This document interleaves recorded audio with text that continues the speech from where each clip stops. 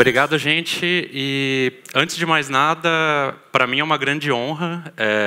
Eu ajudei nesse evento desde a primeira edição, quando ainda tinha outro nome, era Intercom PHP ainda, né? E tá palestrando para vocês, por incrível que pareça, é a primeira vez que eu palestro no PHP Experience, e isso dá um nervosinho, com certeza. Bom, para quem não me conhece, sou Anderson, sou conhecido na comunidade como Duodraco. Hoje eu atuo como gerente de inovação na TOTUS, num projeto bem bacana, e também estou como consultor de TI numa empresa chamada Migov, uma startup também voltada para a educação. Só dando um spoiler, eu falei TOTUS, todo mundo geralmente fala, putz, empresa quadradinha e tal, né? Mas depois a gente fala um pouquinho mais sobre TOTUS, porque tem até um pouco do contexto da palestra também. Bom, gente, talvez olhando o título da palestra e...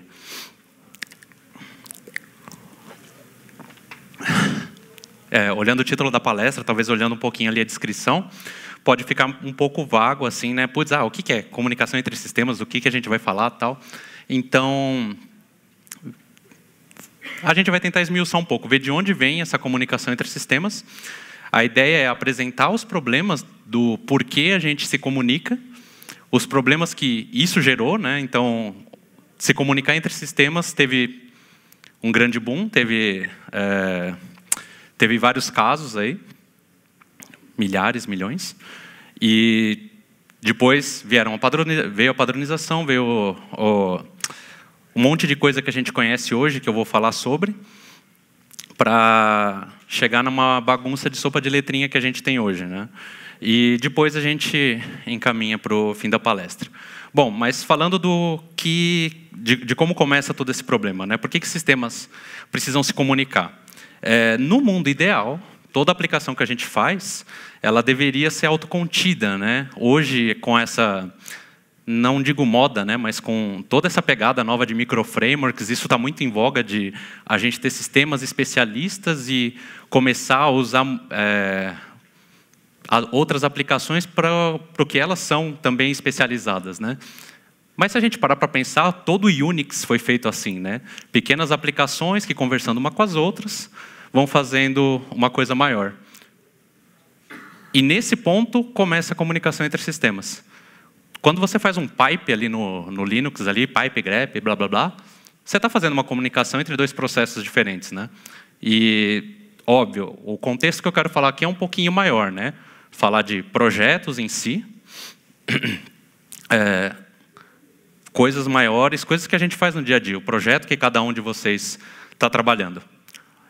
E, bom, indo um pouquinho para o passado, né? Vamos falar aí um pouquinho de década de 90, né? Quando a gente tinha que se comunicar com o sistema, né? E qual que era a necessidade? Primeiro, uma aplicação às vezes precisava de dados de uma para outra, né? Pense em, sei lá, os primeiros sistemas, vamos falar de Brasil mesmo, né? Durante toda a década de 90, a gente... Sim, eu sou velho, gente, desculpa. Durante toda a década de 90, a gente ouvia falar muito assim, o sistema bancário do Brasil é o mais avançado do mundo. Durante o começo dos anos 2000, também a gente tinha ainda esse título, vamos dizer assim, a gente era o único país do mundo que dispensava talão de cheque no ATM, né? Então, vamos pensar num sistema bancário, né? Eu tinha um sistema bancário monolítico gigante rodando no mainframe lá em COBOL. Sim, eu disse, eu sou velho. E aí, falando desse sistema, com certeza, os bancos tinham aquele outro subsistema só para gerar relatório. E o relatório pegava dados de onde? Desse outro sistema monolitão, grande, gigantesco. Como que ele fazia isso? Primeira coisa, né? Os dois sistemas consultando o mesmo banco de dados. Gente, eu não estou falando que isso aqui é o certo. Isso aqui é o jeito que as aplicações conversavam antigamente. E se você for parar para pensar, sim, é uma comunicação que você está fazendo entre dois sistemas, né? Sistema A escreve lá todas as contas, todas as operações, todas as transações. Sistema B vai lá, consulta, sei lá, o saldo do fim do dia, o extrato. Pensa no sistema de cada TM se comunicando com a central do banco. São dois sistemas diferentes se comunicando, né? Você não está abrindo meramente um terminal. apesar que na década de 90, literalmente, eram terminais do sistema central, mas depois isso foi mudando. E pensa que zona que era isso, porque hoje a gente tem aí sistemas de gerenciamento de banco de dados, né? Você tem MySQL, Postgres, SQL Server, que tem toda uma camada de segurança de rede, cache, buffer, um monte de coisa. E na década de 90, 80, a gente tinha DBase, DB2. DB2 evoluiu, tá? Mas pensa nesses sistemas que basicamente eram baseados, não dá muito certo, né? Mas eram todos feitos em cima de arquivos no sistema, com outro arquivo fazendo índice, e os bancos de dados eram bem zoneados, né? Quem é um pouquinho mais velho, não vou denunciar o Vedovelli aqui, mas quem é um pouquinho mais velho lembra de ter que reindexar a base, virar a noite reindexando base, né? Então, todos esses sistemas tinham muito problema e pensa mais de uma aplicação consultando esse mesmo banco simplesmente para ficar pegando dado de uma da outra. E era justamente isso que acabava gerando essas quebras de índice para a gente ter que ficar gerando todas as vezes. Que a gente pega como outro exemplo de coisas para fazer, não necessariamente com dados, mas aí a gente vai para uma outra necessidade do porquê sistemas têm que conversar entre si. Jogar uma operação, falar para outro sistema fazer uma operação. E isso, tão ruim quanto usar um banco de dados para isso, coloca um arquivo numa pasta tal, o outro sistema fica lendo essa pasta tal, e quando esse arquivo aparecer, eu faço uma determinada operação aqui. Pode parecer meio bizarro, mas eu vi sistemas ano passado fazendo isso, em PHP. Existe a sua necessidade, mas não era necessariamente a maneira correta de fazer esse tipo de coisa. Mas, mesmo falando aí, né, década de 90, 80 até 2017, era um tempo bem grande aí de você fazer esse tipo de coisa. E qual que era essa necessidade? Pensa assim, vamos voltar no exemplo do banco. No exemplo do banco. Eu preciso que o caixa faça uma operação de liberar 50 dinheiros da época. O que o servidor poderia fazer, né? Pensa que é um hardware, e a gente vai falar um pouquinho de hardware mais para frente. Pensa que o ATM é um hardware, e o banco vai lá e escreve, entre aspas, um arquivo num determinado chip, num determinado espaço de memória, que isso vai liberar a gaveta do dinheiro com os dinheiros que a gente selecionou, por exemplo. Então, esse caso funcionava muitas vezes, literalmente, cliente-servidor escrevendo arquivo de um lado para o outro. Só que guardem essa coisa, né? Escrever arquivos pode parecer ruim, mas a gente está fazendo isso toda hora que a gente abre um site no browser. A gente chama isso de HTTP hoje. E eu vou falar um pouquinho disso mais para frente. Aí uma outra coisa que acabou surgindo um pouquinho mais para o final, lá da década de 90, com melhores práticas de desenvolvimento, né? E aí tem várias coisas derivadas disso, são as chamadas de procedimento remoto, né? As famosas RPCs, né? Depois veio o XML, RPC também, que basicamente eu descrevo uma operação num arquivo e vou entregar num outro servidor. E isso poderia ser feito de maneira binária, ser feito no mesmo espaço de memória. Muita aplicação em Java, né, fazia uso desses RPCs. O PHP tem uma lib até hoje de XML RPC também, que implementa basicamente o mesmo protocolo. E para que servia isso, né? Fazer a mesma coisa que a gente falou antes, né, executar ações em outro servidor, ou distribuir processamento. Pensa que a gente tinha clusters já de aplicações, não eram só aplicações monolíticas, né, mas eu tinha 5, 10, 20 servidores fazendo as mesmas operações, enquanto um estava começando a ficar com a CPU lotada. Deixa eu jogar um pouco desse processamento, deixa eu fazer uma chamada remota para um outro servidor que eu sei que tem o mesmo sistema, e eu começo a distribuir o processamento, entre aspas, desse jeito. Não estou falando de coisas como uma palestra que a Diana Arnos tem sobre computação distribuída. É só uma pincelada em cima disso, que é uma outra coisa do porquê aplicações se conversam. Distribuir processamento também. Hoje a gente faz isso usando fila, usando várias outras coisas, né? Comecinho, finalzinho da década de 90, aí um pouquinho a gente vai evoluindo, a gente começou a ter sistema de gerenciamento de fila. Então, eu não estou falando de web ainda, né? Eu ainda estou falando daquelas aplicações desktop ou desktop servidor, né? E eu já tinha ali necessidade de processamento de fila, porque alguns processos demoravam para ser executados e o cliente não podia ficar parado esperando. Sim, era muito parecido com a web que a gente tem hoje, né? E aí, do gerenciamento de filas, também surgiram alguns protocolos, que hoje a gente conhece aí a MQP, entre outros. Eu não vou tocar tanto nesse sistema, nesse protocolo, ao longo da palestra, porque o AMQP tem, como que eu posso dizer, uma necessidade bem específica, né, que é entrega de mensagens para gerenciamento de fila, apesar de ter outros usos também, né, mas o uso que a gente faz no dia a dia é para gerenciamento de mensagens em fila. E aí eu não quero esmiuçar muito para a gente não fazer aqueles Frankensteins de beleza, eu já uso a MQP aqui, deixa eu já colocar mais uma coisa, eu envio o e-mail, eu faço processamento do banco, tudo via MQP. Não façam isso. Beleza?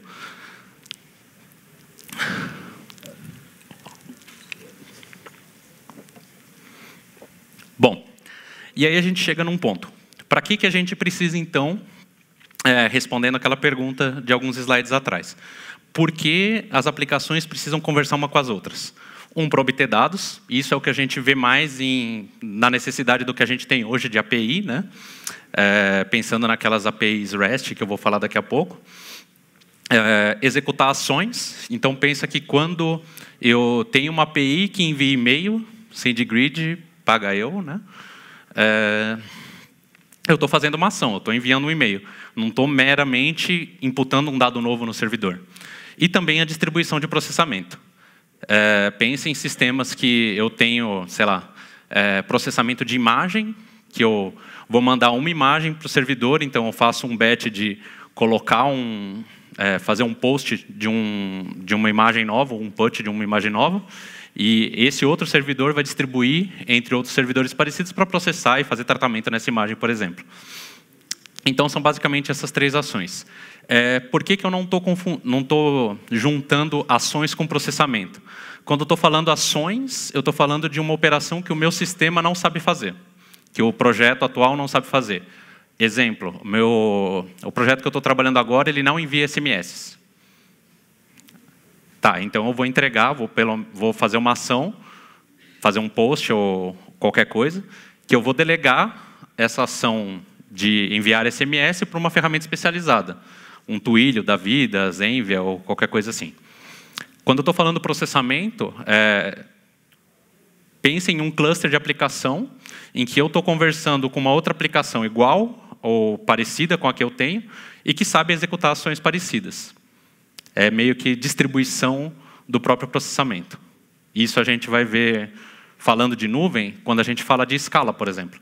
Né? Não a linguagem escala, quando a gente está falando de escalabilidade. Quando eu coloco na nuvem lá e, o auto-scaling está configurado lá, eu vou colocar 5 máquinas. Só que eu posso delegar para as outras aplicações alguma operação que seja pesada para o servidor que está recebendo a requisição atual. Beleza? Só por isso eu diferenciei esses dois. Então, vamos lá. Aí a gente chegou no ano 2000 e alguma coisa. Né? O que veio com isso? Lembra que eu falei um pouquinho atrás, né? A gente falou sobre transferência de arquivo e a gente chega no HTTP. Apesar de ser a coisa que a maioria dos desenvolvedores, e eu falo por conversas que eu tenho com a maioria das pessoas, né? É a parte que os desenvolvedores mais negligenciam na hora de estar aprendendo desenvolvimento para a web. Então, o que o HTTP basicamente fala? Eu vou enviar um arquivo de um cliente para um servidor e esse servidor vai devolver um arquivo.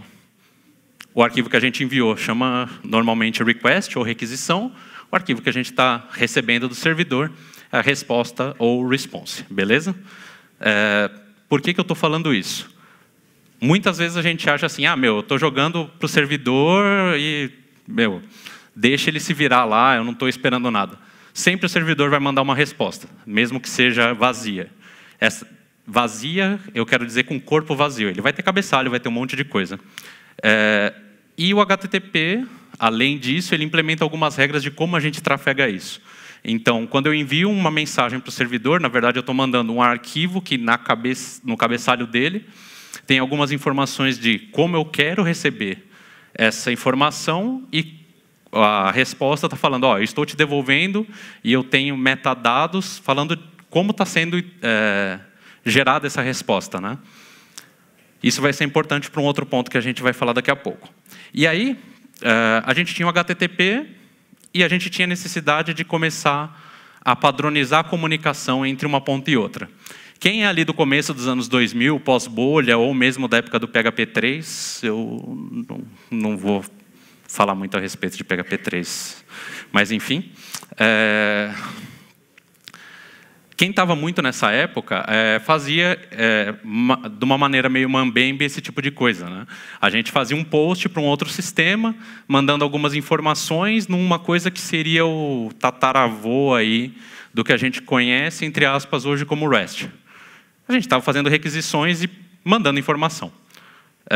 E aí, todo mundo começou a fazer isso, começou a usar HTTP para fazer a comunicação entre sistemas. E aí surgiu um protocolo que dominou praticamente a primeira década desse século, que foi o SOAP.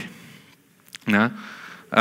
Muita gente critica o SOAP por ser verboso, tal, e a galera adora JSON, enfim. Mas o SOAP é acho que o Alexandre Gaigalas deu uma palestra muito boa uma vez, falando especificamente sobre SOAP, né? Estava falando sobre REST SOAP. E, assim, o que o SOAP te permite, na verdade? Eu não preciso ficar parseando, hidratando objetos, né? Na verdade, quando eu estou trabalhando com SOAP, eu entendo exatamente o que o cliente está me pedindo. Na verdade, eu estou publicando os meus métodos, a minha API é publicar o meu método, publicar todos os métodos que eu quero disponibilizar, e quando o cliente está consultando, ele consulta os métodos e passa os objetos exatamente como o meu servidor está precisando. Torna muito mais simples a operação, porém eu trabalho com mais arquivos, trabalho com mais protocolos, eu tenho uma comunicação mais verbosa, que não tem nenhum problema, porque, voltando um pouco até no HTTP, ele implementa por padrão compactação. Então, quando eu estou trafegando e XML tem muita coisa parecida, na hora que eu compacto, o tráfego fica muito pequeno.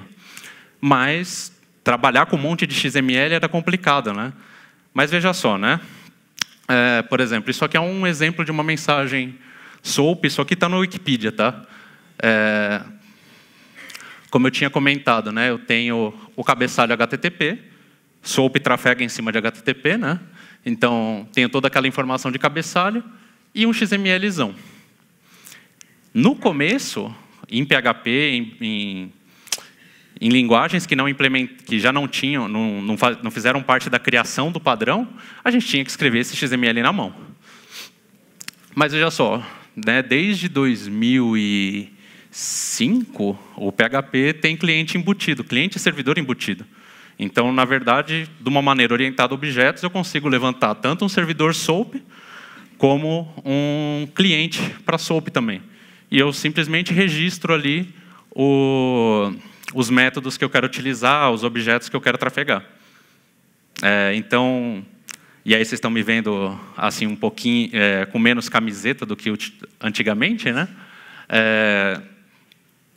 É uma questão de protocolo. A gente vai entregar uma documentação que já é pré-gerada, na verdade, sempre, né, quando você tem um server, que uma aplicação cliente vai trabalhar de uma maneira boa. Falando de 2018, alguém aqui se comunica ainda com a aplicação SOAP, não? Olhem para o lado. Tem bastante gente. Nota fiscal é um exemplo, por exemplo. Muita coisa com governo, normalmente ainda é SOAP, e não está errado, né? SOAP é um padrão, né? Um padrão estabelecido. No caso se vocês quiserem saber mais como SOAP funciona, né? phpnet/SOAP, ele tem a documentação inteirinha de como você põe, como você faz funcionar um servidor ou um cliente SOAP. Quem trabalha naquele modo apt-get install, sempre tem PHP 7 SOAP, Red Hat, outras distribuições, sempre vai ter o SOAP lá disponível. Tá? Eu acho que nem tem mais na Pickle, justamente por já ser uma extensão padrão do core da linguagem. Bom, e aí a gente chega no patinho feio, né? Só para referenciar, né, que todo mundo usa o cachimbo, né, aquela imagem do cachimbo para representar o REST. Muita gente acha que REST é fazer uma API que entrega JSON, né? Fazer uma requisição que entrega JSON e está tudo bem. Mas, justamente, a história do cachimbo é justamente para explicar que não é um cachimbo, né? Não é um JSON que eu tenho que entregar. Eu estou pedindo um recurso, como eu falei lá no HTTP, que é a coisa que a gente negligencia. Quando eu faço uma requisição, eu estou pedindo já, eu tenho que dar as informações de como eu quero receber. Se eu quero receber como JSON, mando lá eu aceito application JSON, aceito text CSV, text HTML, whatever. E pensem que uma API REST deveria ser capaz de entregar imagem também. Deveria ser capaz de entregar, entre aspas, qualquer MIME type, óbvio, desde que o seu servidor seja capaz de responder. Então, toda vez que a gente falar, pensem daqui para frente, né, toda vez que alguém falar para vocês, putz, eu quero fazer uma API REST. Você está querendo fazer uma API REST ou quer fazer uma comunicação JSON? Só para a gente pensar, e aí a gente vai evoluindo isso depois. Bom, eu falei um pouquinho sobre isso. Tem uma aplicação, e aí eu vou referenciar de novo o Guy Galas. Comecei a trabalhar, eu cheguei a trabalhar com Guy Galas no... Para quem não está entendendo, Guy Galas é o Alganet. Está meio sumido, né, de evento, assim.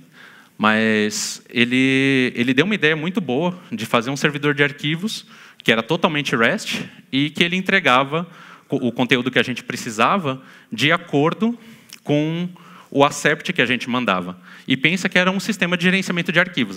Ele implementou um file system, a Ana trabalhou com ele nesse projeto também. Era um file system de arquivos e eu tinha que entregar arquivos, metadados de acordo com o accept. Então, a gente fez um sistema que já tinha a API pronta praticamente.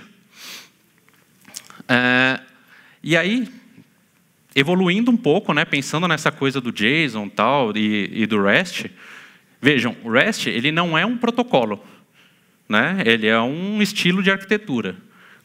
O protocolo que a gente está falando de REST é HTTP. E quando a gente está falando de HTTP, a gente está falando de usar métodos, de usar cabeçalho, usar negociação de conteúdo. Todas essas coisas influenciam no REST. E aí a gente fala, putz, beleza, não é um protocolo, então qualquer um faz do jeito que quer. E aí, nosso amigo Martin Fowler, né, ele fez um documento baseado num paper desse cara, Richardson, que eu não lembro o primeiro nome, mas depois eu pesquiso e a gente dá uma olhada. E aí ele fez um artigo explicando um modelo de maturidade para REST, né?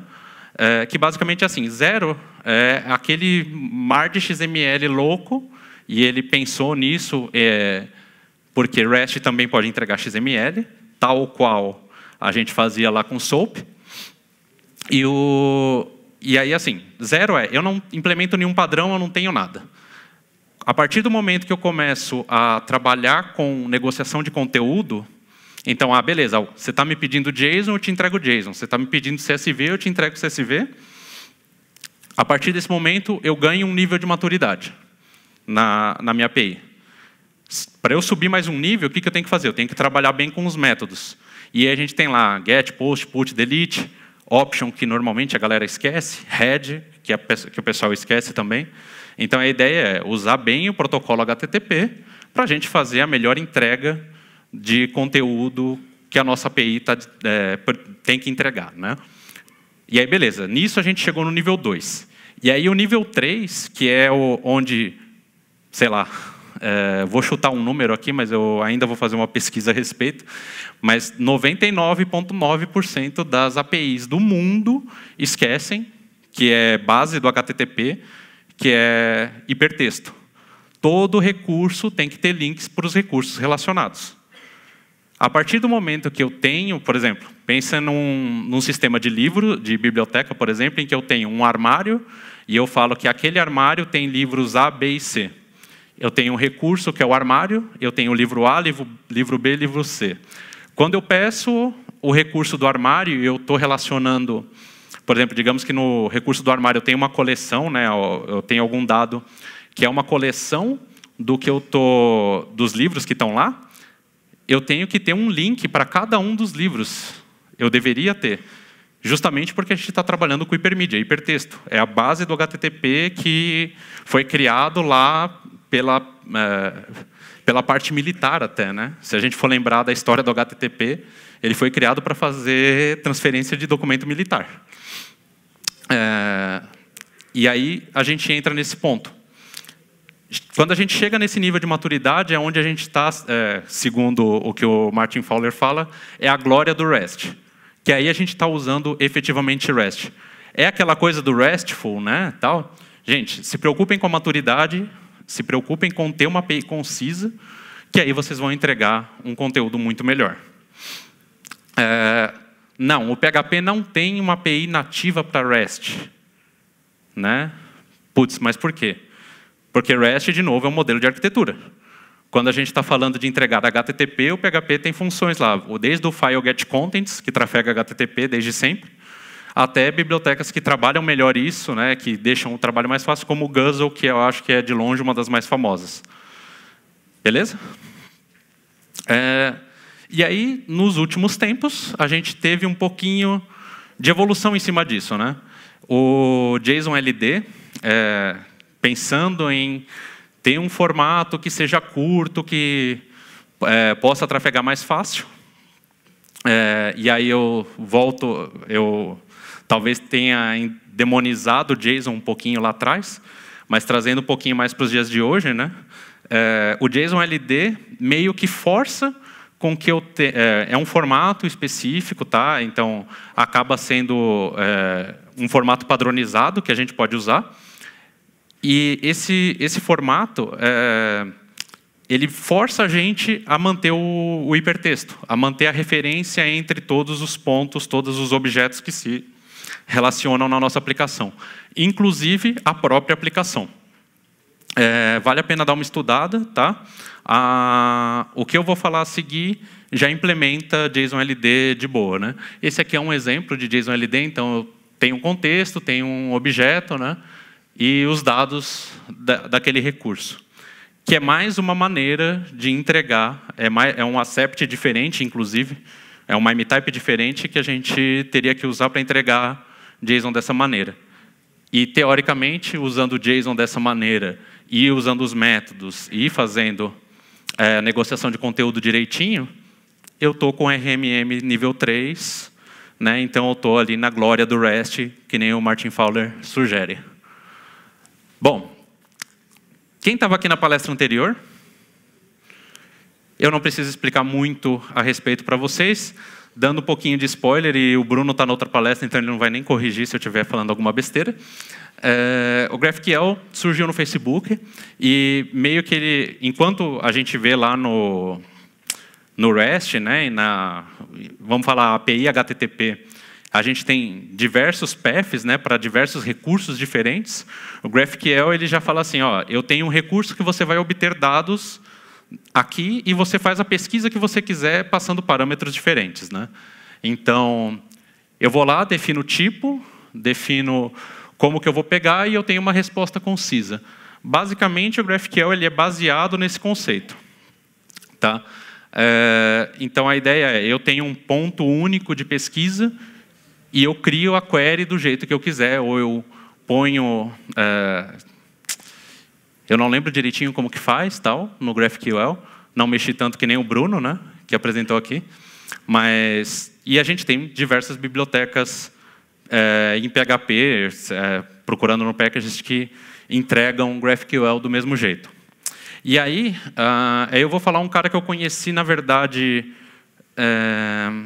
um cara, né, ou uma biblioteca, pode ser masculino ou feminino, que eu conheci no ano passado, quando começou aquelas coisas do Symfony 4, rolou aquele primeiro vídeo e apareceu o API Platform para mim. Ele é como que eu posso falar? Ele é uma extensão ali do Symfony, seria um bundle do Symfony, só que o Symfony não usa mais bundle, né? Que ele faz o quê? Ele pega todas as suas entidades mapeadas e ele entrega tanto documentação como API pronta.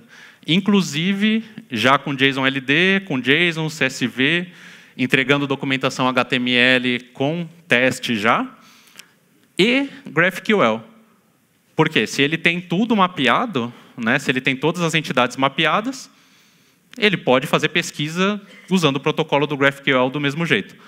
Provavelmente não é tão performático quanto a biblioteca que o Bruno mostrou, mas se você quer entregar mais de um tipo de API, GraphQL ou REST mesmo, né, com JSON e tal, esse cara é uma boa pedida porque torna bem simples a aplicação. Eu falo por experiência própria que eu passei a semana passada, eu estava até falando com o Vedovelli mais cedo, fiz uma aplicaçãozinha para uma empresa que eu estou fazendo consultoria, que eu passei aí uma semana fazendo mais ou menos o front e numa tarde eu fiz todo o back-end sem desenhar, sem escrever nenhuma rota, porque o API Platform ele está olhando o banco e já está fazendo isso para mim em tempo real. E é um cara bem interessante se a gente precisa prototipar e colocar isso no ar bem rápido. Para quem quiser a referência. Tá, e se a gente experimentasse coisa que não fosse HTTP? A gente falou bastante de HTTP e tal, e putz, qual que é o contexto da gente trabalhar com HTTP, então, né? Principalmente naquelas duas primeiras xícaras que eu mostrei mais cedo, né? Obter dados e disparar ações. Isso entre sistemas distintos. Mas pensa que a gente está trabalhando com vários serviços dentro da nossa rede, né? Então a gente precisa de uma latência muito baixa, e quem já trabalhou mais tunando aí rede, HTTP, sabe que trabalhar com HTTP você tem uma pequena latência, né? Então vamos um pouquinho mais para o baixo nível. Um dos protocolos que, principalmente quem é de IoT, trabalha bem, já mexeu bastante, é o Mosquito, né, que o pessoal fala, é o MQTT, que é um protocolo muito baixo nível, e ele tem tanto uma API mais texto, né, para trabalhar ali em TCP/IP, como uma API para trabalhar em sob UDP também. Para quem não entendeu essa sopa de letrinhas, não vai dar tempo de explicar, então, por favor, googlem, eu não estou tentando ser grosso, tá, gente? Mas, basicamente, assim, dispositivos IoT que trabalham, por exemplo, em redes mesh, né, que não tem nada de HTTP, ainda não tem nem a camada de aplicação, elas precisam trabalhar muito no baixo nível para fazer tráfego de dados. E aí, o MQTT é uma pedida bem interessante para ter baixa latência, pensando que os dispositivos não vão ficar fazendo parser de JSON, e eu estou fazendo demonização do JSON de novo, mas enfim. Ele não tem nenhum parser. O dado como é um protocolo padrão, todas as pontas entendem, né? E até a Adafruit, que faz o Raspberry Pi lá também, tem um servidor de nuvem lá também que trafega diretamente o Mosquito também. Tem basicamente uma biblioteca PHP mesmo, que implementa o MQTT, e eu tenho um cara que está uma extensão que está em alpha, que é a Mosquito, que também é uma extensão Pico, né? Aí é compilado, mas está em alpha ainda e dá para você consultar lá no picophp.net, e eu acho que faz bastante tempo que vocês não acessam esse site, provavelmente. Bom, e aí um outro cara que surgiu há bem menos tempo, que é o gRPC. Lembra que eu falei lá atrás das aplicações Java e tal, né?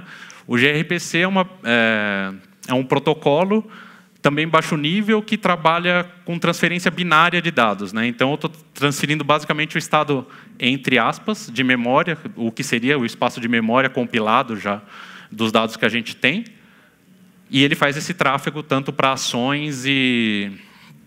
Como é que fala? Tanto para ações como para obter dados. Esses dois, eles servem muito, né, nesse caso que eu falei. A gente tem toda a aplicação trabalhando com microserviços, né? Então, tenho serviços especializados dentro da minha solução e eu preciso me comunicar entre eles com pouca latência. Tanto o gRPC, você vai encontrar bastante ele se vocês estiverem fazendo a aplicação no Google Cloud, né? E o Mosquito é um pouco mais genérico, como eu falei, trabalhando lá com IoT, né? E, basicamente, o que a gente tem hoje é trabalhar com uma extensão. Tem alguns wrappers, né, que tentam fazer um trabalho no nível do PHP, mas se a gente quer performance de verdade, a gente trabalha no nível de extensão mesmo.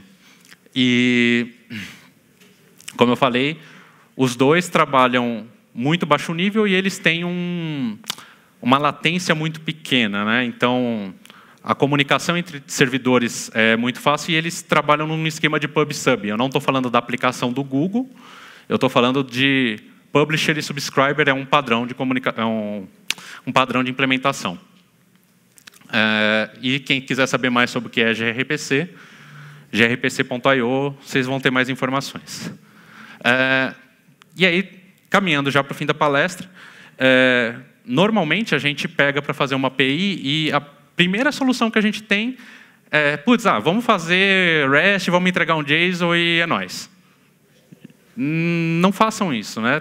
Pensem que quando você está fazendo uma API é para uma outra aplicação consultar, mesmo que seja dentro da mesma empresa, dentro do mesmo contexto de trabalho de vocês.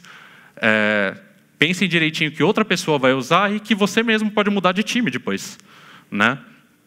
Então, pensem bem como vocês vão publicar cada uma dessas aplicações. Que aí entra em como você pensa essas aplicações, né? Então, avaliem as opções que vocês têm, né? Eu dei aí pelo menos 6 opções para você fazer comunicação, tanto externas à sua solução, como internas. Então, primeira coisa, avalia todas as opções, tráfego, payload, né? O tamanho de cada mensagem, se o seu servidor consegue parsear, né? Ou se você estiver trabalhando com várias linguagens, se essas linguagens têm suporte à escolha que você fez.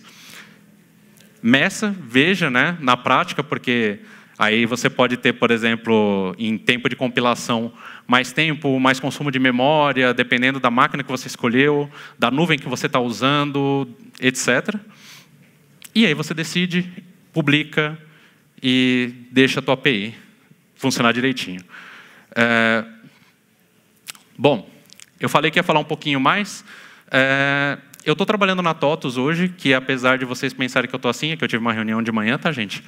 Mas a gente está fazendo um portal de integração com as ferramentas da TOTUS, e esse portal usa algumas das tecnologias que eu comentei aqui, inclusive MQTT, internamente entre o front e o back, por exemplo. E a gente vai ter alguns hackathons aí para frente, né? E se vocês quiserem ter um early access, né, dessa API, para se cadastrar e serem os primeiros para serem chamados para esses hackathons, entrem em developers.totus.com, cadastrem-se e com certeza vocês vão ser os primeiros a trabalhar nessa nova iniciativa aí da TOTUS, fazendo uma transformação digital na empresa e também para o mercado brasileiro. Gente, é isso. Muito obrigado. Valeu.